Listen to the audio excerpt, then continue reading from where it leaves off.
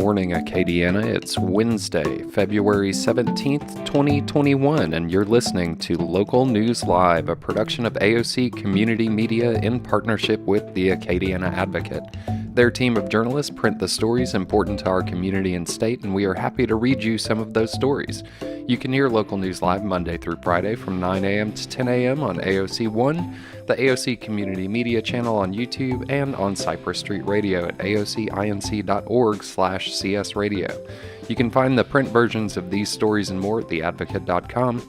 We couldn't bring you this community service without the generosity of our volunteer news readers. Today, we're joined by Daniel Rayburn. Welcome to Local News Live, Daniel. Glad to be here. Well, I'm going to let you take away the news and go and listen on Cypress Street. Thank you. Good morning, Acadiana. As usual, it is my pleasure to be here with you, bringing you the news of today. We'll start, as we do, with headlines from across the Acadiana area. And our first reads. Brace yourself. More cold is coming. Another blast of weather expected later this week.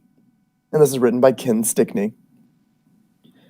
Freezing weather that gripped the Acadiana region Monday night and early Tuesday resulted from the second of two cold fronts that moved into the area.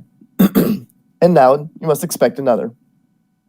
Donald Jones, forecaster for the National Weather Service in Lake Charles, said the first blast of wintry weather entered the region late last week and lingered, where a second cold front joined it Monday. That's why Acadiana experienced temperatures that dipped into the mid-teens in Lafayette on Tuesday morning. Louisiana should expect a third cold front to move through the region later this week that might generate more low temperatures to the state's southern reaches and may encourage more snow and ice to our north, starting in the central part of the state, Jones said. Acadiana can expect highs in the upper 40s Wednesday before the temperature heads lower, with lows of 27 Thursday, 25 on Friday, and freezes may occur Friday and Saturday mornings. Quote, Lafayette is done with snow, Jones said. We may see some of that to the north morning and night. The Lafayette Parish School System announced Tuesday afternoon that schools will be closed Wednesday. Outlying areas, Calcasieu and Acadia parishes to the west, St. Martin to the east, all reported Tuesday that their Monday nights were quiet. As in Lafayette, overnight curfews were in place in many communities. Tuesday morning saw a couple of hours of rolling blackouts by Slimco, Lafayette Utilities System, and CLECO. Those outages, imposed regionally, lasted for slightly more than 2 hours, from 7:14 a.m. to about 9:30 a.m. They were lifted, pending no more pressure on the power grid. Quote, due to the extremely low temperatures and the increase in demand for power, the energy regulators for the Acadiana region and Louisiana have requested mandatory rolling blackouts from all the utilities to alleviate the amount of load on the electric grid system, LUS announced at 7:14 a.m. LUS has about 70,000 customers. Slimco, which provides power to more than 100,000 customers in southern Louisiana, confirmed the rolling blackouts about 20 minutes later. Some customers experienced short-term outages for around 20 to 30 minutes until the rolling blackouts were lifted. Laurent said rolling blackouts had not been considered in Acadiana for more than about a decade, when Slimco, CLECO, LUS, and Entergy shared the Acadiana load pocket, which supplied energy in the area. Blackouts were considered back then for an overload of energy required for summer air conditioning. Controlled rolling blackouts, or rotating outages, are temporary power outages implemented deliberately by regional electricity system operators. When temperatures drop, more power is needed to keep homes and businesses heated, so electricity demand often surges higher than the regional electrical grid can handle.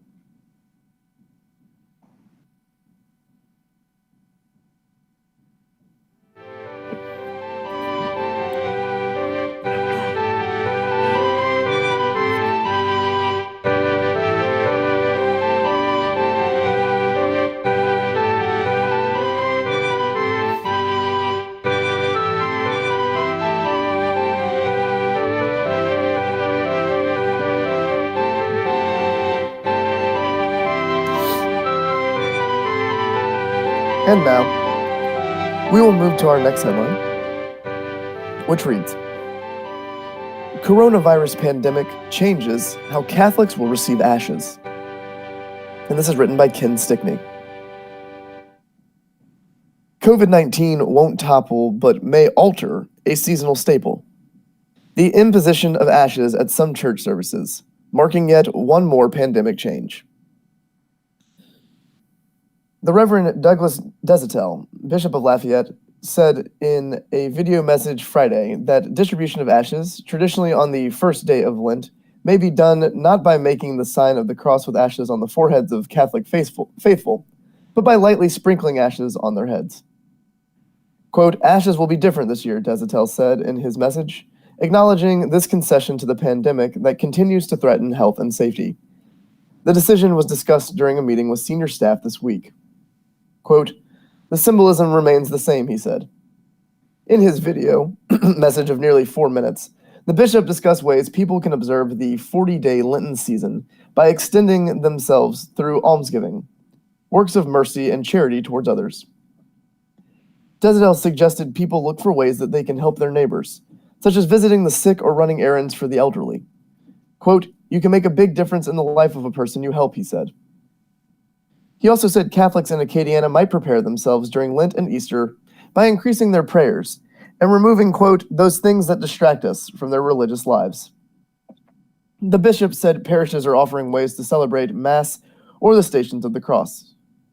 He said Catholics should make themselves more available for participating in those services and others during Lent, which starts Wednesday. Quote, making themselves more available for conversion of the heart. Blue Raffles, diocesan spokeswoman, said the changes in distributing ashes were made at the discretion of the Congregation for Divine Worship and the Discipline of the Sacraments. Quote, the priest will say the prayer for blessing of the ashes, according to the diocesan explanation. He will address all those present only once, as it appears in the Roman Missal, applying it to all in general. Repent and believe in the gospel, or remember that you are dust, and to dust you shall return. The priest and ministers will cleanse their hands, put on their face mask, and distribute ashes to those who come to them. Parishioners will bow their heads, allowing the priest or minister to merely pinch the ashes between the thumb and forefinger, then sprinkle ashes on the crown of the head, without saying anything. The altered method of distributing ashes will reduce physical contact between those imposing and receiving ashes, and eliminates the need of those imposing ashes to speak while in close proximity to those receiving. The guidance comes as some Catholics question how to approach the observation of Lent during the pandemic. In 2020, the pandemic was declared after Lent began. Chad Judice, director for the Diocese of Lafayette, said Acadiana Catholics can take significant steps to observe Lent and grow spiritually, which is what Lent is about. He suggested, in addition to fasting and abstaining from meat on Fridays, separating oneself from bodily needs. Fasting, he said, could mean more than two light meals in a typical meal. It could mean fasting entirely for the day. Fasting, he said, can mean not eating at all. Quote, you should deny yourself something, he said. Live out what is said in the Beatitudes. Separate yourself from material needs. You need something not natural, but supernatural.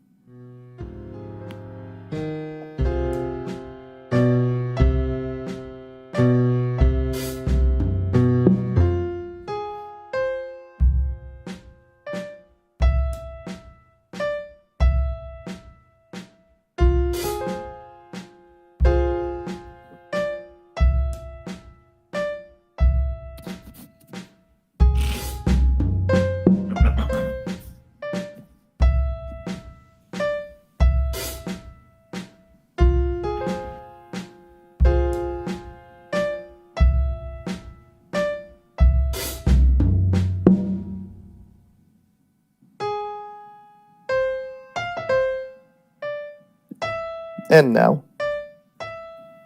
we move to our next headline. And our next headline reads, Woman dies of exposure in Lafayette. Body of 74-year-old seeking assistance found in neighbor's yard. And this is written by Megan Wyatt. A woman's body was discovered in the front yard of her neighbor's home on Tuesday morning, according to the Lafayette Police Department. Police say 74-year-old Mary Guillory left her home and wandered around her neighborhood in freezing weather. She went to a neighbor's to get help and died outside from exposure to extreme weather conditions, police said. Quote, "I'm very emotional right now," said Samir Alalu, who lives next door to the home where Guillory's body was discovered. "I almost cried when I heard the story. My neighbor told me she died sometime after midnight, that she might have had dementia and got lost, couldn't find her home. I tell you, I really almost cried when I heard that." El Halou said he woke around 8 a.m. Tuesday to find police units parked outside his home. El Halou said he opened his window, wondering if someone had been pulled over for speeding or breaking the parish curfew. Later that morning, he learned the details of what had unfolded overnight. His neighbor, who declined to be interviewed for this story, reported the incident at about 7:20 a.m. Lafayette police were dispatched to the 300 block of River Oak Circle, which is near the intersection of Settlers Trace Boulevard and West Marshall Avenue near River Ranch. Quote, "From what I understand, an elderly female wandered off during the night, knocking on neighbors' doors," said Senior Corporal Bridget Dugas, police department spokesperson. "She was found in a neighbor's yard this morning." El Halou said he did not know Guillory, nor did he hear anything unfolding in the neighborhood overnight. Lafayette Police Chief Thomas Glover Sr. drove along River Oak Circle mid-morning Tuesday after learning of the incident. He said his department had been taking measures to prevent death from exposure. Quote, "We wanted to make sure that the homeless population in the city of Lafayette is protected," Glover said, "and our policy was to give them a ride to one of the local hotels or shelters in order to make sure they were protected from the weather." Guillory's death is the second known weather-related fatality in the Acadiana region. The Louisiana Department of Health confirmed on Monday the storm-related death of a Karen Crow man, 50-year-old Carol Matthews, who slipped on ice and hit his head on the ground. Quote, "The Lafayette Police Department and the City of Lafayette extend our condolences and prayers to the families of the victims," Glover said. "And we want to continue to do whatever we can to make sure that the citizens of Lafayette are protected from the elements, from the weather."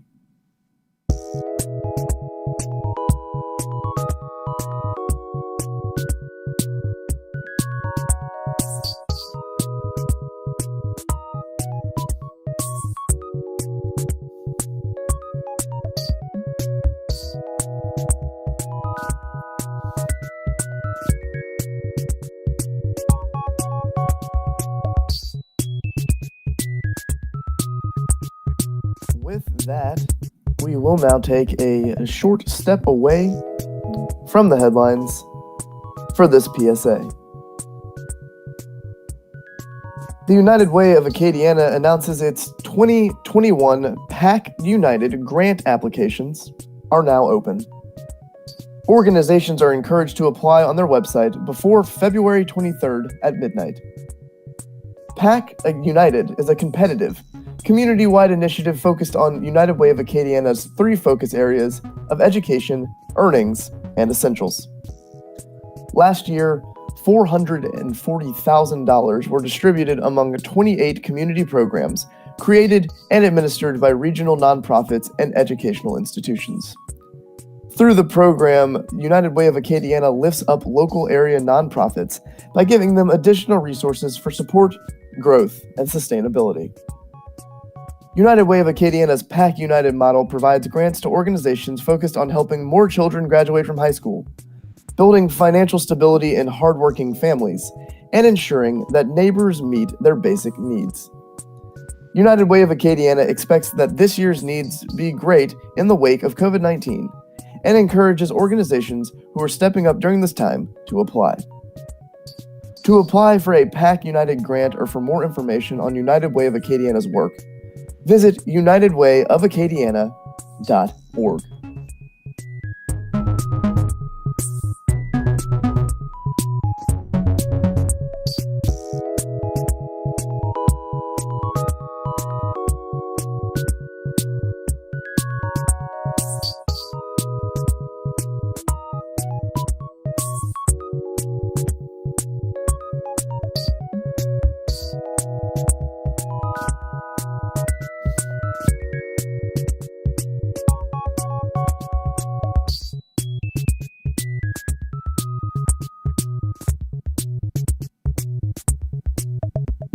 And with that, we will now return to headlines from across the Acadiana area. Our next headline reads, Guillory replenishes campaign funds. Shot at re-election nearly 3 years away. And this is written by Claire Taylor. With the election still about 3 years away, Lafayette Parish Mayor President Josh Guillory has amassed a substantial amount of campaign money to take on any challengers. In the latest campaign finance report filed February 8th with the Louisiana Ethics Administration, and covering all of 2020, Guillory reported $268,250 on hand as of December 31st to launch a re-election campaign. Guillory, a Republican who was elected in November of 2019, had depleted most of his campaign funds by December 31st, 2019. An attorney, Guillory faced 4 opponents in the mayor-president race with no incumbent. He made the runoff, defeating Carly Alm-Lebert, an independent who had served in the administration of the prior 2 mayor-presidents. As of December 31st, 2019, Guillory had just $39,744 remaining in campaign funds. But in 2020, he brought in $296,300 in cash, plus another $1,250 in in-kind contributions. The February 8th campaign finance report shows Guillory spent $67,794 in 2020, including $44,000 that went to Hillary Jo Castile for campaign fundraising and consulting services. $5,000 went to former state Senator Elbert Guillory as an election, quote, win bonus for assisting Josh Guillory in the 2019 campaign, and $100 went to Michael Lunsford, executive director for the anti-task conservative group Citizens for a New Louisiana, for the Republican State Central Committee in November. Castile is a political operative who's been involved in several local campaigns. In the 2019 mayor-president's race, the Lafayette Parish Republican Executive Committee paid Castile to administer its Facebook page.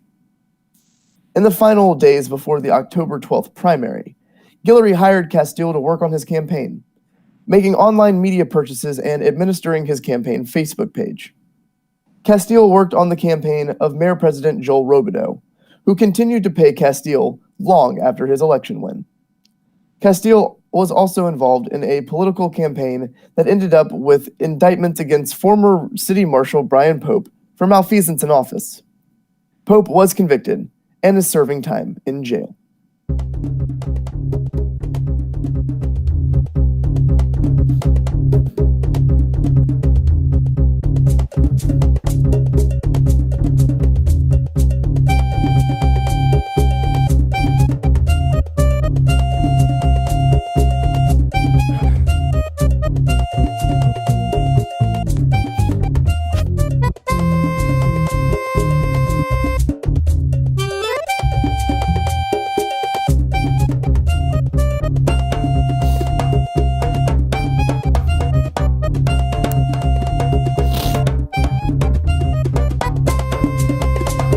And now, on to our next headline, which reads, Over 500 housed in hotels during freeze. Agencies providing shelter through the weekend. And this is written by Ken Stickney. Almost 600 homeless people were being housed in area hotels during the hard freeze that's affecting Acadiana, a spokesperson for Catholic Charities said Tuesday morning. Ben Broussard said every homeless person who sought refuge from the cold or was sought out and contacted by social services agencies, including the Acadiana Regional Coalition on Homelessness and Housing, the Outreach Center, and Catholic Charities, would be housed in hotels through the weekend, while the cold weather lasts. Temperatures dipped to as low as 16 degrees in Lafayette overnight on Monday. They were expected to reach 34 on Tuesday with a high of 46 Wednesday. But lows were expected to slip back into the 20s this week, and precipitation was expected Wednesday and possibly Thursday. Broussard said those served, at last counted 511 people, 77 children, and 29 dogs and 4 cats, were being housed in 12 hotels across the 8 parishes the agency serves. That's the most homeless people served during any weather event, he said. Quote, "It would have been deadly for some to stay outside," he said. To that end, representatives of the agency scoured the area to find people who were at risk from the cold. Quote, "We know the names of people being sheltered," he said, adding that it has taken years to build up trust among many of those affected by homelessness. He said the agencies were able to provide housing because of donations from the community. Quote, "Their hearts turned to the homeless and they entrusted resources to us," he said. "The help we provided was an extension of the community's concern." Lee Rochelle, executive director of the Acadiana Regional Coalition on Homelessness and Housing, said donations may be made to the Freeze Fund at bit.ly/freezefund or at ARCH, that's ARCH, Acadiana.org. To donate to Catholic Charities of Acadiana, please go to CatholicCharitiesAcadiana.org.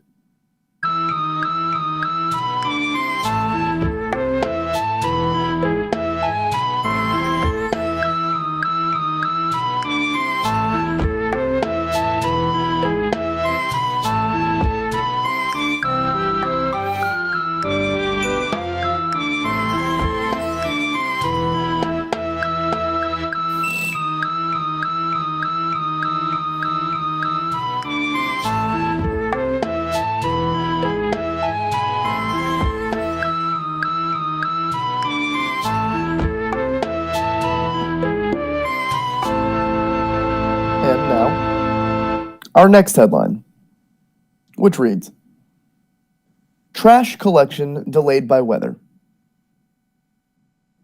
Thousands of Lafayette residents whose trash is normally picked up on Mondays will have to go without service this week as Republic Services adjusts its schedule again to deal with driving hazards caused by winter weather.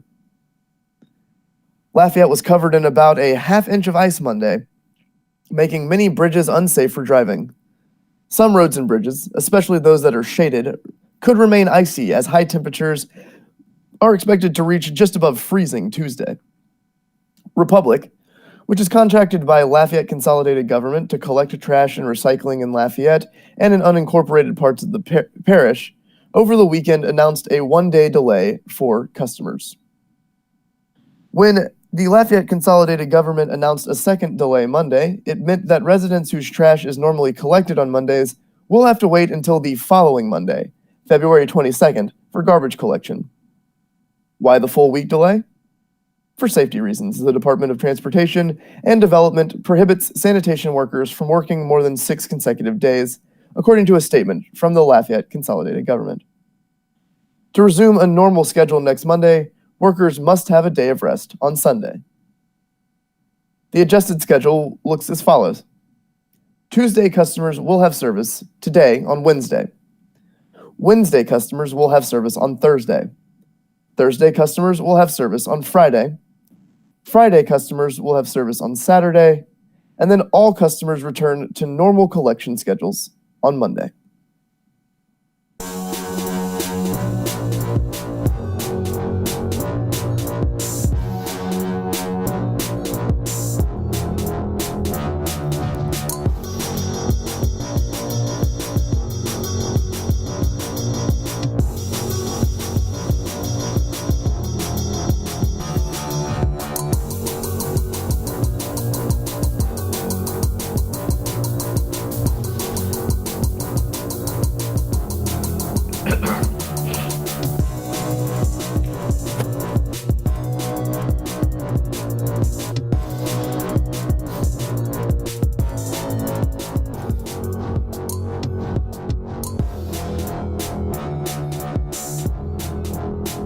With that, we will once again step away from the headlines, this time to take a look at our Today in History, famous birthdays, and the daily horoscope.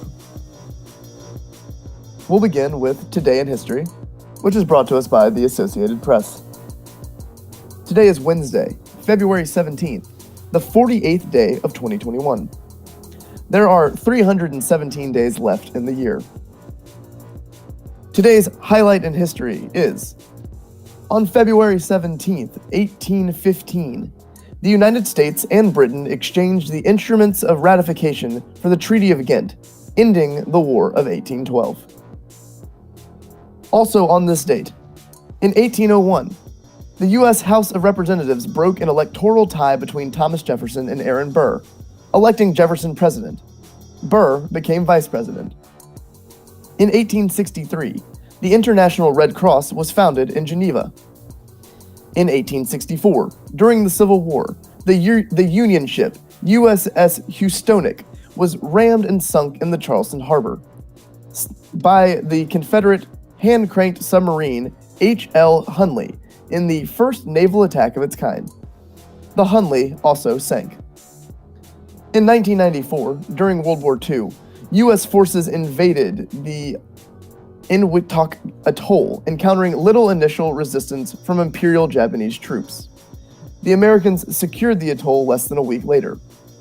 In 1964, the Supreme Court, in Westbury v. Sanders, ruled that congressional districts within each state had to be roughly equal in population.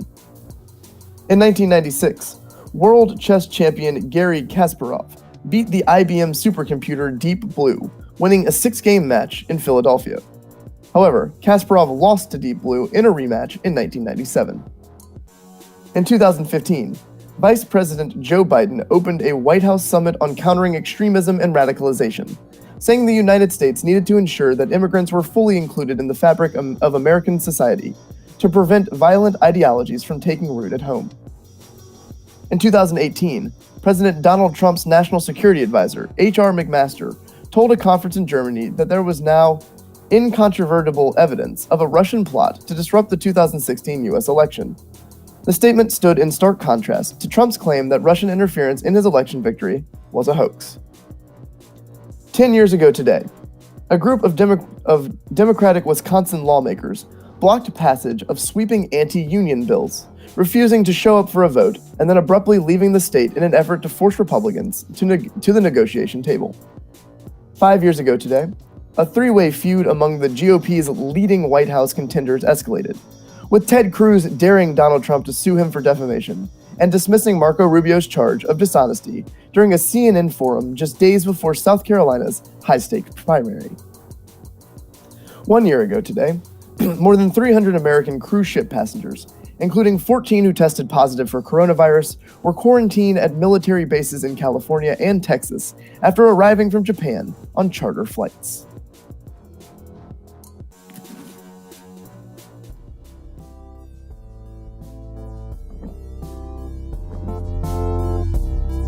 And now we'll move into today's famous birthdays. And those include actor-comedian Barry Humphries, who is 87 today.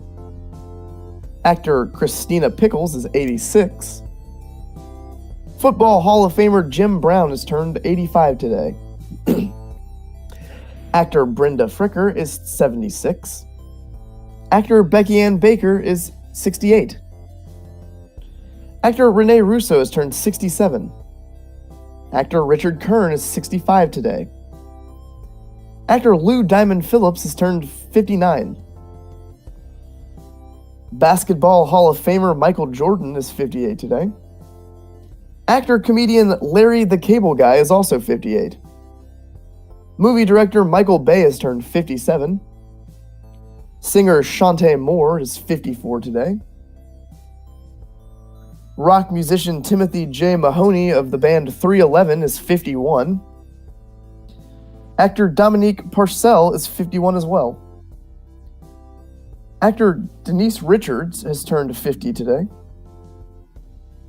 Rock singer-musician Billy Joe Armstrong of Green Day is 49. Rock musician Taylor Hawkins of the Foo Fighters is also 49. Actor Jerry O'Connell has turned 47. Country singer Brian White is also 47 today. Actor Kelly Carlson is 45. Actor Conrad Rick Camara is 42. Actor Jason Ritter is 41 today. TV personality Paris Hilton is 40 today. And finally, actor Joseph Gordon-Levitt has also turned 40 today.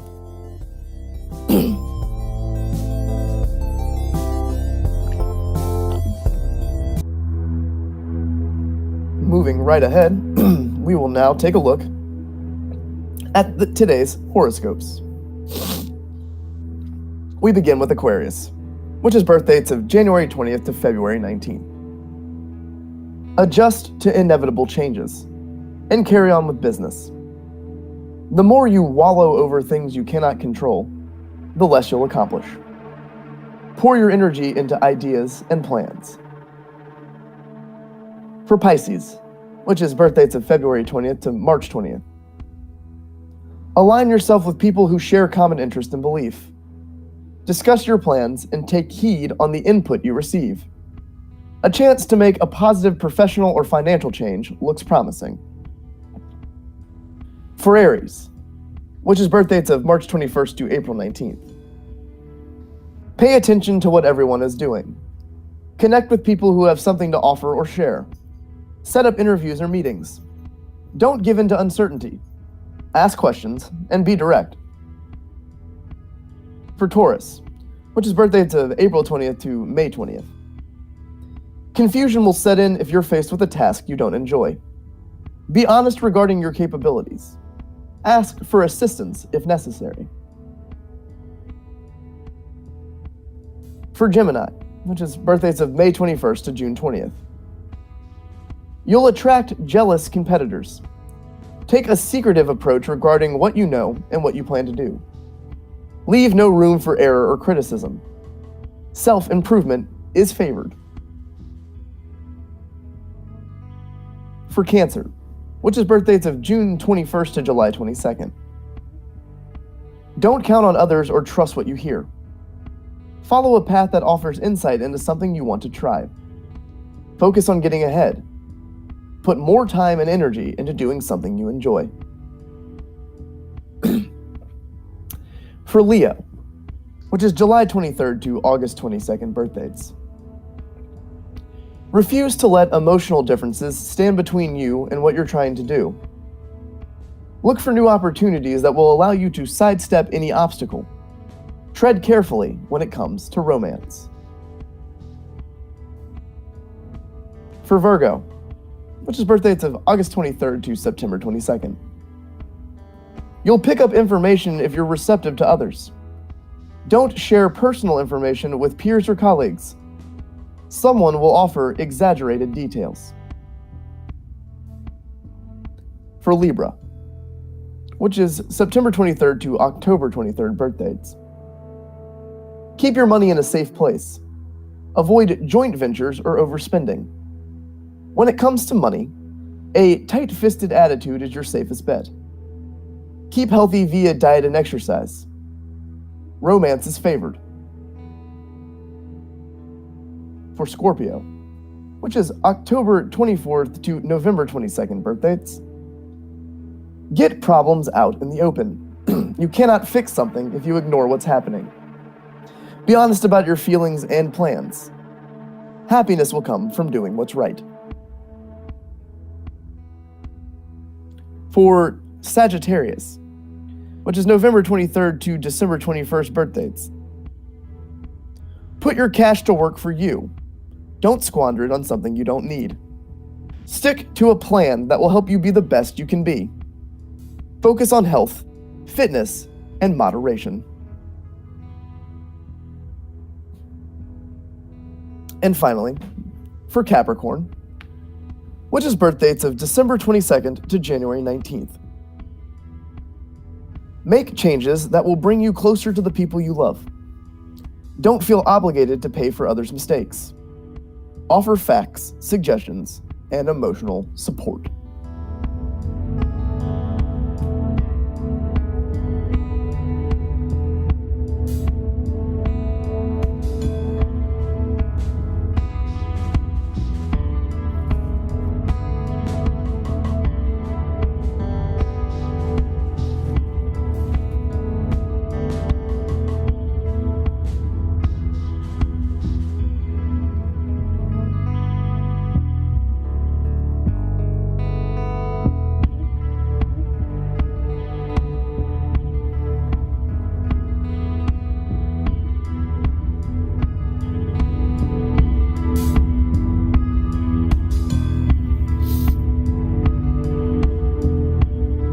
And with that, we will now move back to our news headlines.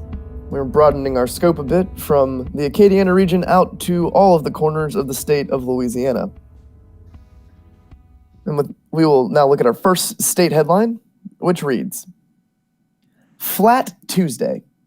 Pandemic deep freeze make for strangely serene Mardi Gras in New Orleans. What the pandemic started, frigid temperatures finished. New Orleans woke Tuesday to a strangely serene Mardi Gras.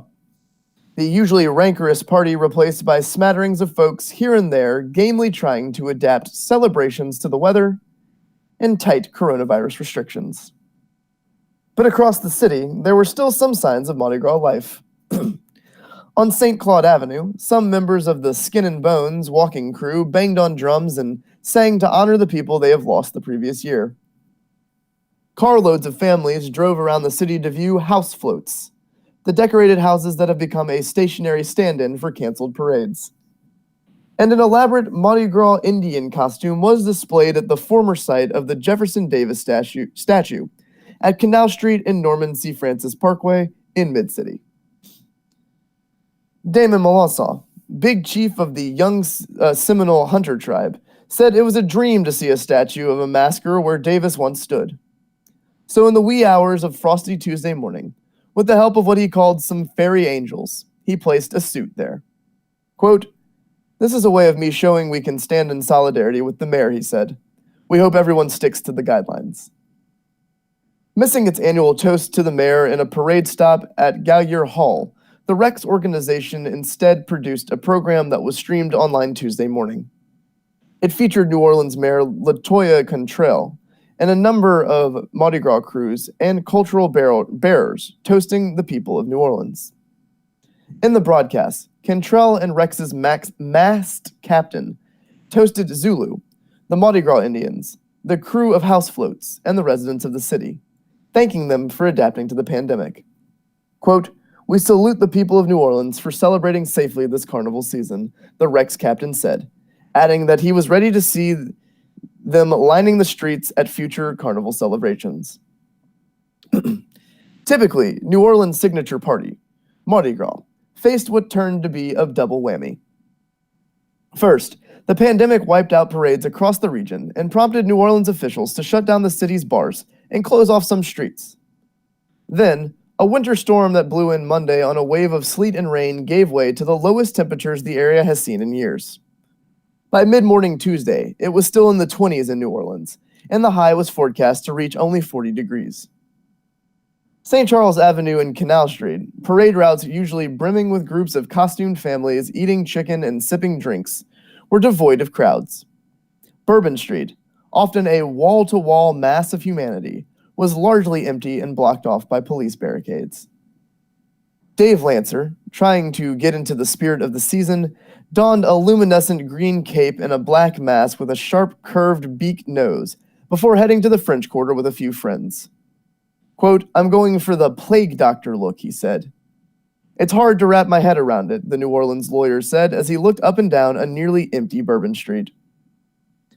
Lancer lamented the effect the virus restrictions were having on businesses and workers, but he said restrictions were necessary. Quote, "I don't think there's a way to safely do it this year," he said, "so I support canceling the parades, closing the bars, all that kind of stuff. It's just kind of the reality of it." In addition to ordering the bars to close in New Orleans for Fat Tuesday and the days leading to it, Cantrell had also ordered that several traditional gathering areas, including Bourbon and Frenchman Streets, and the areas beneath the Claiborne Overpass, be closed off in an attempt to stop the large gatherings that had occurred on some weekends prior to Carnival. The bar and street closures, Cantrell and her top aides had said, came in response to concerns that even without parades, Mardi Gras would draw thousands of people to the city and potentially become a super spreader event. The 2020 Carnival season, one study concluded, may have led to 50,000 coronavirus infections. For those who did venture outside, bundling was the name of the game. But although the 26-degree mark at Louis Armstrong New Orleans International Airport set a record for the day, it did not set a record for the coldest Mardi Gras. That came on February 14th, 1899, at 22 degrees.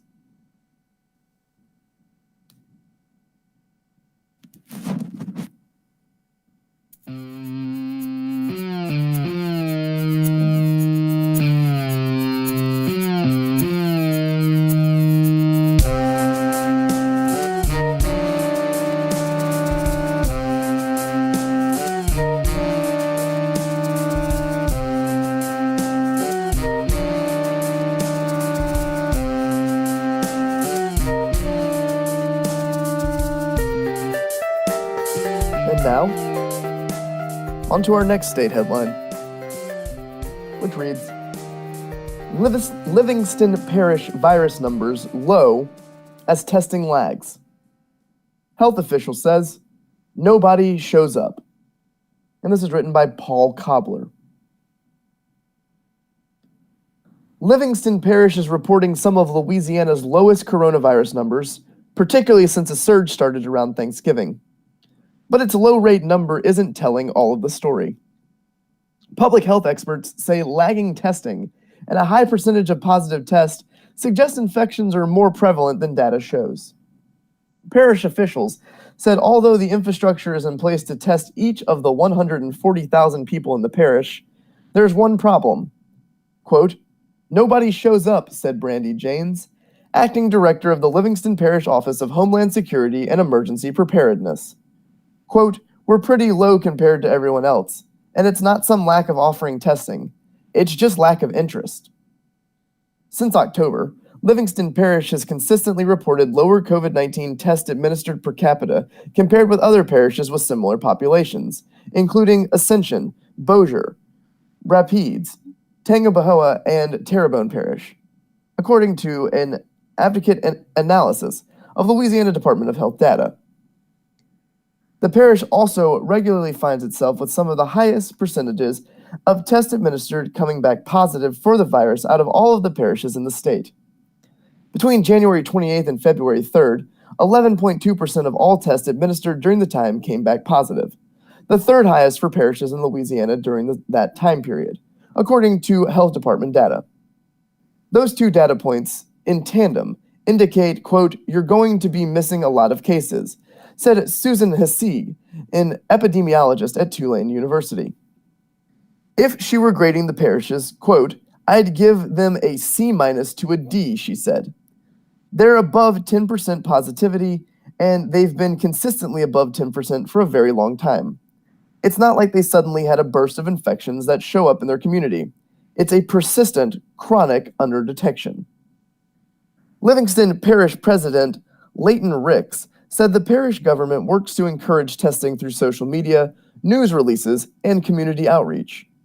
Weekly testing is offered at the Livingston Parish District Courthouse.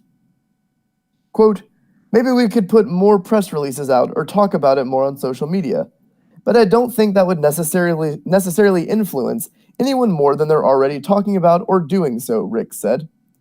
There's still that group that just doesn't think it's real.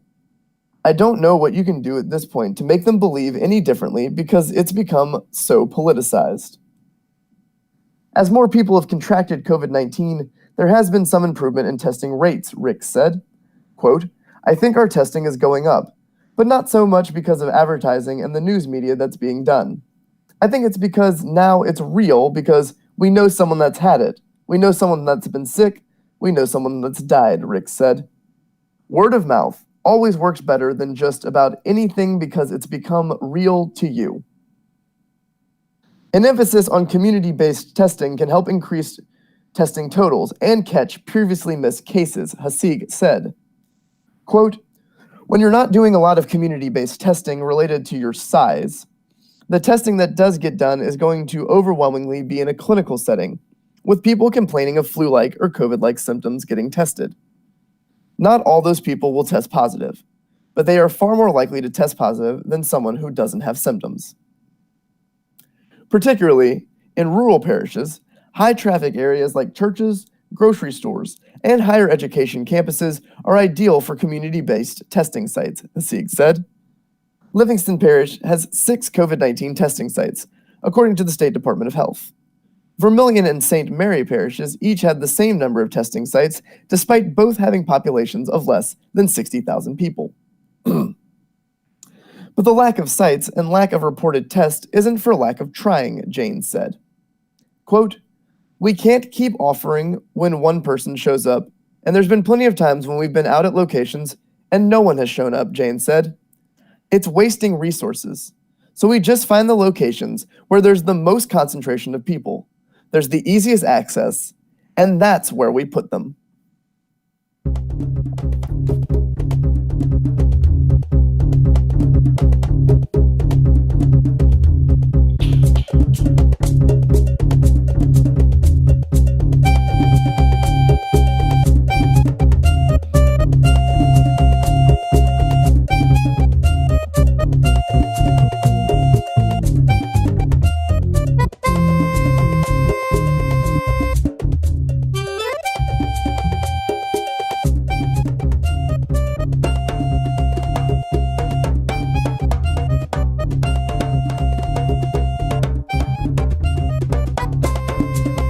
And now, we move to our next state headline, which reads,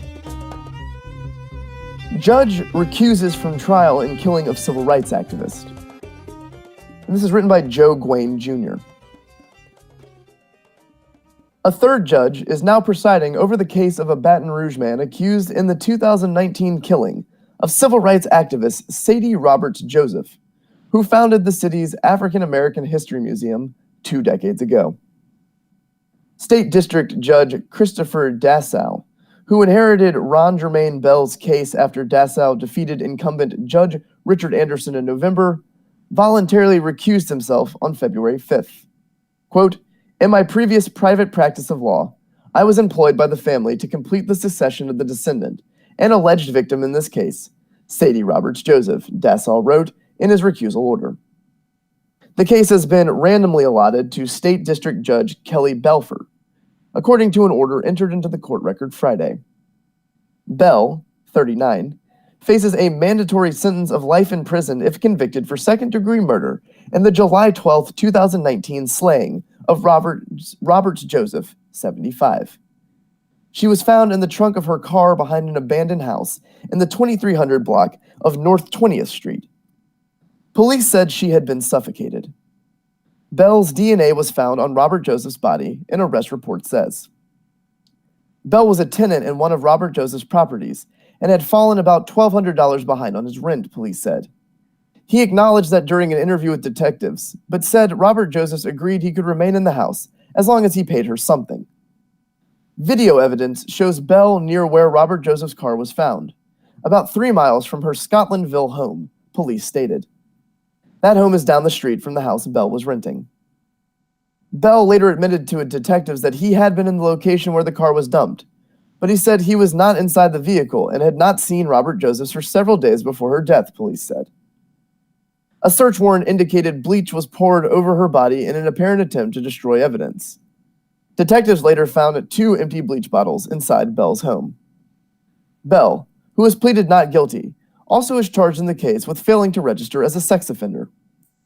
Robert Joseph was best known for founding the Odell S. Williams African American Museum in downtown Baton Rouge in 2001, and organizing an annual Juneteenth festival, celebrating the end of slavery in the United States. The museum on South Boulevard was vandalized 1 month after her death, but later reopened. It is now set to relocate into the Municipal Annex building on St. Louis Street, and expand under a cooperative endeavor agreement with the city parish.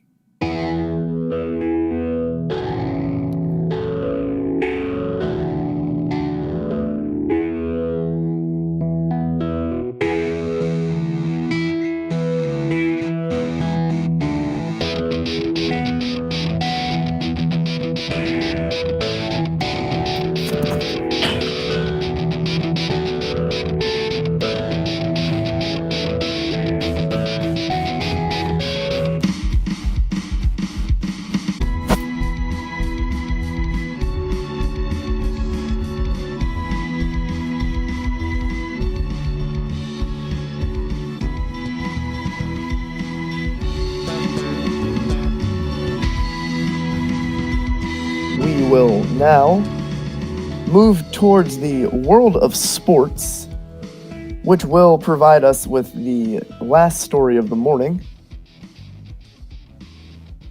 And with that, we take a look at the headline, which reads, "Almost there. UL men avoid bottom seed in Sunbelt tournament with required 14 games played. But potential number 1 seeded women are 1 game short, with 4 left on schedule." And this is written by Kevin Foote. UL's blowout road win over ULM on Saturday was significant in more ways than most realized at the time. Yes, it helped coach Bob Marlin's Raging Cajuns feel a little better about last Thursday's home loss to the last-place Warhawks. Less obviously, however, it made UL's conference record 8-6. That means the Cajuns have gotten their required 14 league games in to qualify them for whatever seed their record in 2 weeks earns them. In this COVID-19 season, a quick look at the standings may not be what it appears. The league passed a rule that teams must play 75% of their conference games to lock in their seed for the conference tournament. If not, that team's seed is automatically last place in that division, depending on how many teams fail to qualify. On the men's side, that means 14 games. For the women, that's 13 games. Currently, Coach Gary Broadhead's Cajuns enjoy the best league record in the Sun Belt at 11-1. So his biggest concern right now is that 1 more game played to get to 13, or that 11-game winning streak may not really matter when it comes to seeding for the Sun Belt Conference Tournament on March 5th through March 8th in Pensacola, Florida. Quote, "The only thing I'm nervous about is the situation with the virus," Broadhead said. "The conference came out and said you had to play 75% of your conference games. I'm more nervous about that part. I've never coached in a situation like this, and they've never played in it. I think they've really done a great job of isolating themselves, and we've been lucky so far. My fingers are still crossed."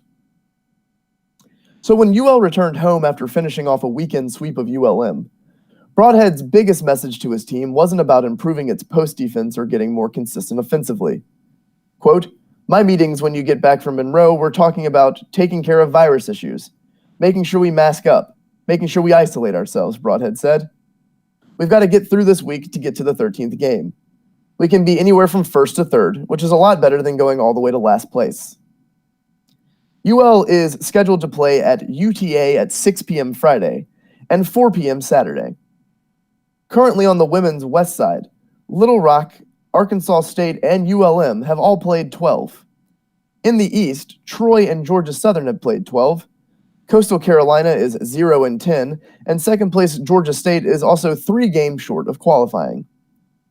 On the men's west side, Arkansas State is 7-5, but Tuesday's game against Texas State was canceled, as was the Georgia State versus Troy makeup game. First place Texas State is 9-3 and must get 2 more games in to qualify. Quote, "Mathematically, I guess we could still be first, but second is definitely an option for us too," Marlin said. On the men's east side, Georgia State has only played 7 games, so it'll get a bottom seed, which could be bad news for others as well.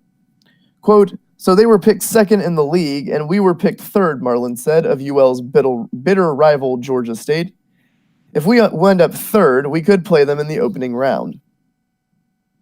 Elsewhere in the East, South Alabama, who's currently sitting at an 8-5 record, is 1 short, while second place Appalachian State at 6-4 and third place Coastal Carolina at 6-5 are multiple games away from meeting the 14-game standard. With these examples arising, Marlin regrets the league's decision to open conference play on New Year's Day, leaving less time for makeup games to be played before everyone travels to Pensacola in early March. The benefit of finishing early instead of Selection Sunday doesn't seem as important this year. Quote, "I think that helps us, but this year the way things are falling, our tournament's going on and most people are still playing their regular season," Marlin said. "In hindsight, we should have moved up. We should have started conference games back before the first of the year. That way, we could have had more makeup opportunities."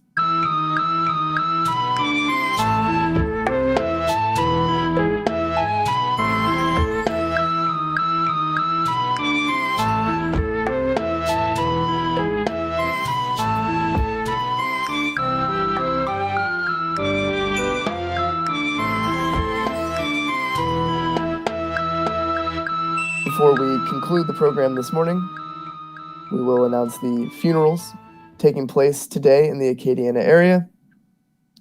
There are two. First is Geraldine Autry, with services being held at La Chapelle des Martin and Castile in Lafayette at 1 p.m. And our second is Byron Knox Sr., with services being held at Martin and Castile's La Fleur de Lis Chapel in Lafayette at 10 a.m.